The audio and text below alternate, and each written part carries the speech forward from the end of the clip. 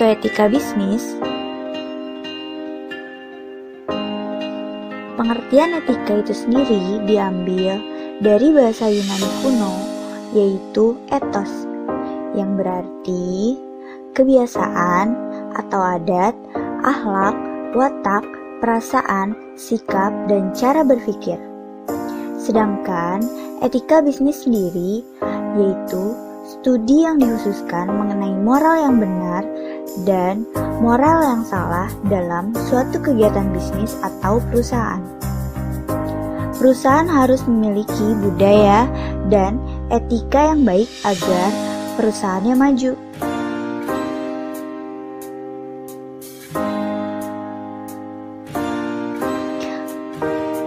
Budaya dan etika yang baik dalam perusahaan akan mempengaruhi perilaku karyawan.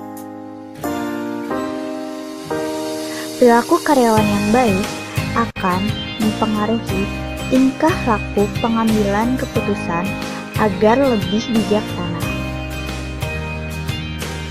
Hal ini menjadi dasar kekuatan perusahaan.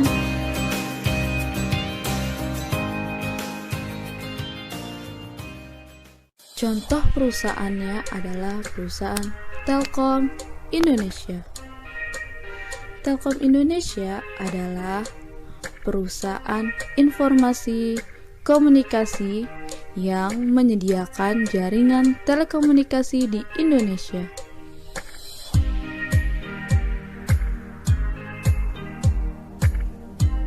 Telkom Indonesia memiliki slogan "The World in Your Hand". Sedangkan budaya Telkom bernama Telkom Way. Budaya perusahaan Telkom dijadikan acuan oleh perusahaan dalam berpikir dan bertindak oleh setiap karyawannya. Dengan Telkom Way diharapkan sikap karyawan memiliki pemikiran dan tujuan yang sama.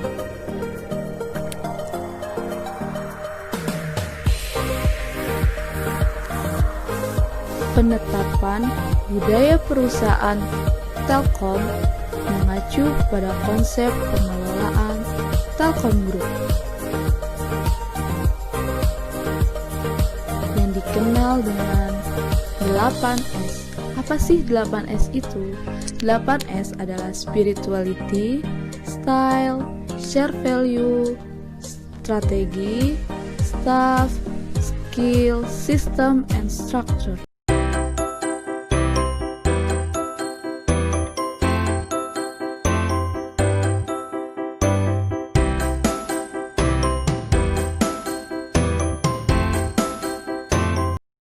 Dari PT Pandawa, tempat pergantian label dari makanan-makanan kadaluarsa. Kalau kita lihat ada berbagai macam sekali produk makanannya, karena di sini pun ada 4 lantai dan banyak sekali makanan yang sudah kadaluarsa dan diganti labelnya oleh PT Pandawa ini. Kalau kita lihat ada mayones, kemudian ada selai, ada saus tomat, ada daging, ada juga produk-produk makanan bayi seperti susu, marshmallow, dan lain sebagainya. Sekarang saya akan menunjukkan bagaimana mekanisme pergantian dari label tersebut. Untuk proses penggantian label sendiri berbeda produk, berbeda pula mekanismenya. Kalau untuk produk dengan botol plastik seperti ini, mereka cukup melepas yang asli, kemudian mereka akan membuat dengan warna dan tulisan yang sama dan menempelkannya kembali, hanya cukup mengganti tanggal kadaluarsanya. Kalau untuk produk kaca seperti ini, dari botol kaca, ini mereka harus menghapus tulisan hitamnya terlebih dahulu. Mereka akan menghapusnya dengan cairan M3, kemudian mereka cukup menembakkan tulisannya dengan alat ini, dan ini tintanya, kemudian mereka langsung dapat menembakkan tulisannya dengan mirip, sehingga kita konsumen sulit membedakan mana yang asli dan mana yang sudah diganti begitu tanggalnya. Kalau untuk bungkus plastik seperti ini juga sama dengan botol kaca, dihapus dan ditembak dengan tinta begitu. Nah, kalau untuk kardus seperti ini cukup sulit caranya, mereka harus menghapus tulisannya. Setelah menghapus, karena ada kerusakan sedikit, mereka akan menyablonnya dengan warna yang sama, serupa seperti itu. Kemudian mereka juga akan menembaknya dengan tulisan. Dan modus yang terakhir, mereka akan melepas semua tulisan atau tanggal kadaluarsa yang tercantum di dalam kardus. Dan ini juga yang memprihatinkan karena pemilik toko ataupun pemilik pasar swalayan ini tidak menyadari begitu, kalau ada, tidak curiga begitu kalau ada tulisan yang dirobek seperti ini, berarti ini sudah diganti tanggal kadaluarsanya. Dan yang prihatinnya lagi juga banyak sekali produk-produk untuk bayi dan makanan seperti ada susu formula dan lain sebagainya. Dan ini adalah bahan-bahan makanan yang kita konsumsi sehari-hari. Ada mayones, kemudian ada dressing salad, sampai ada snack, selai, dan juga masih banyak lagi. Dan PT Pandawa ini sudah beroperasi sejak 2 tahun yang lalu, tepatnya di tahun 2014. Pendistribusiannya sendiri mulai di tahun 2016 dan mereka mendistribusikan di sejumlah pasar swalayan dan juga minimarket-minimarket besar yang ada di Indonesia. Dari Jakarta, Maria Lizia Al-Hasni, Arija Yusman, Metro TV.